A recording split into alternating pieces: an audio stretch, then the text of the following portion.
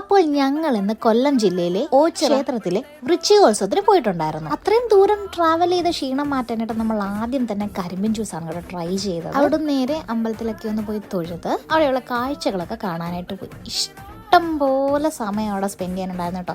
ഞങ്ങളോട് ഒരു 9 മണി കഴിഞ്ഞപ്പോഴാണ് എത്തിയത്. തിരിച്ചു വന്നപ്പോഴേക്കും 2 മണി കഴിഞ്ഞു. അവിടെ ഇഷ്ടംപോലെ കച്ചവടക്കാരുണ്ടായിരുന്നു. പല തരത്തിലുള്ള ഫുഡ് ഐറ്റംസ്, പാവകൾ, ടോയ്സ്, അതുപോലെ തന്നെ ഒരുപാട് റൈഡ്, കുട്ടികൾക്കും തൊട്ട് മുതിർന്നവർക്ക് പറ്റിയ റൈഡ്, അതുപോലെ മരണക്കിണർ, ജൈൻറ്റ് വീൽ, ഇത്രയൊക്കെ ഉണ്ടായിട്ടും ഞങ്ങൾ സെലക്ട് ചെയ്തത് ജൈൻറ്റ് വീലാണ് കേട്ടോ.